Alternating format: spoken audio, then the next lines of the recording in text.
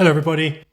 In my last video I posted a review of the Tilta Mirage Matte Box, and in that I said I'd like to have a look at some of Vaxis's 95mm filters, especially the ND filters, to compare them to the variable ND that came with the matte box. And in this video I'm going to be doing just that.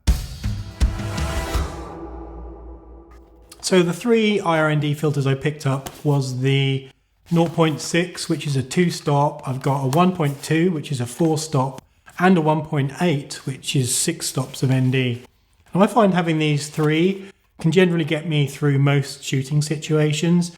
And I generally find that if there's like a 1-stop adjustment that I need to make, I can usually do that in camera. But when you're talking 2 stops or more, that's when you really need to add a filter. So for instance, if I need to just use 1 stop of darkening, then I can either increase my shutter speed, which maybe with a talking head you might not notice, or I can just close the aperture down 1 stop. So with each filter you obviously get the circular filter itself, and along with a leather pouch to put it in. These are nicely labelled so that you don't get them mixed up, and makes it really easy to obviously grab the right one. I actually really like the round filters. I've handled the rectangular and square filters before, and they can be a little awkward, but these round ones are quite easy to grip. And I found putting them in and out of the Vaxis filter tray to be fairly easy too. I wanted to go out and test these and show the difference with using these compared to using the variable ND that came with the Tilta Mirage. This first example is using the Sony 16-35G master lens set 18mm, and that's with no filter. And I'm going to pop up the Tilta VND on 2 stops and also the Vaxis IRND on 2 stops.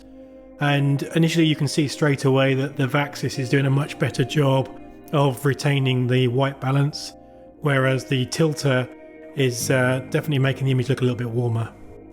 On this next screen I'm showing the results for the 2, 4 and 6 stop Vaxis IRND filters compared to the same settings using the Tilta VND. And now obviously in my review which I did previously of the Mirage Matte Box, I spoke about this cross polarization problem, which is common on most variable ND filters, but you can see again in this example that even from 4 stops at 18mm there's starting to be a little bit of discoloration in the clouds in the middle, and at 6 stops the image is pretty much ruined at 18mm, whereas using the solid ND in the Vaxis the image is perfect throughout the range. And then moving on, I've also done 8 stops and 10 stops using the Vaxis IRNDs. I've done this by combining 2 filters into the dual filter tray. So the bottom left is 8 stops using the 6 stop and the 2 stop filters, and the bottom right is 10 stops using the 6 stop and 4 stop filters. It's really nice to see the ability to use 10 stops of light reduction with these Vaxis filters and not be seeing too much in the way of discoloration of the image. And this next screen confirms that with the Vaxis IRND 2-stop filter giving pretty much identical results to not having a filter at all in terms of white balance, whereas you can see the Tilta VND at 2 stops is cutting some of the blue channel, which is making the image look a bit warmer.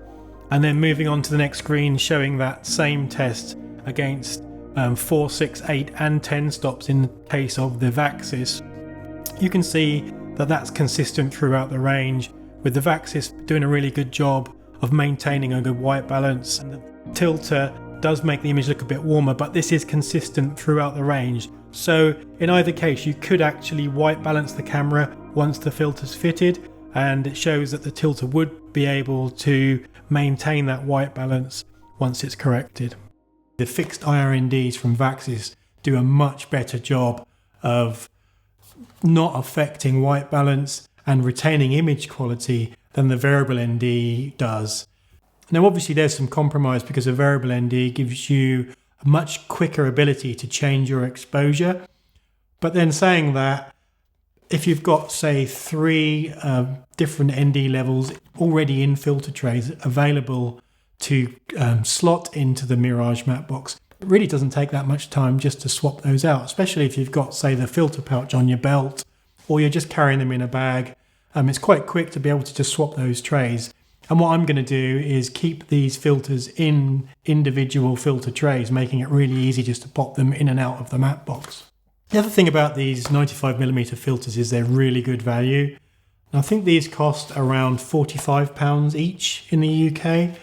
And if you've ever purchased square or rectangular glass filters before, you'll know that that's nothing compared to the prices you can pay for those.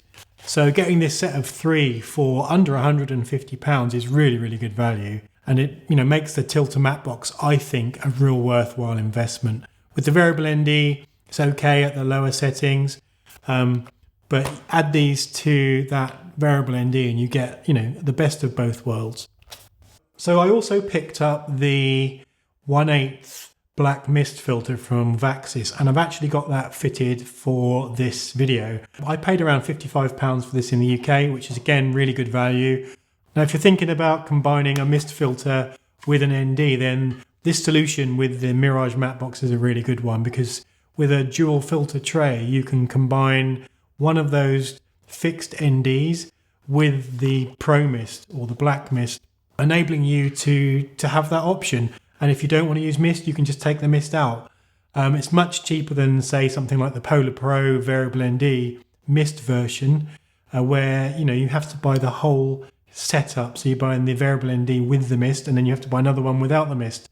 So yeah, this one's really worth considering, because you can just invest in, say, these 4 filters as I've done, and then you've got the ability to ND as required and then add mist if you want to, all with just using the Mirage Matte Box.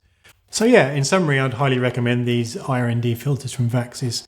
I was pleasantly surprised by these. I was expecting there to be more of a colour shift, as it's quite common with some especially higher level ND filters. But I think these handled themselves really well in terms of that. So yeah, I'd highly recommend these. If you have any questions, then please leave a comment below. And other than that, I'll see you in the next video.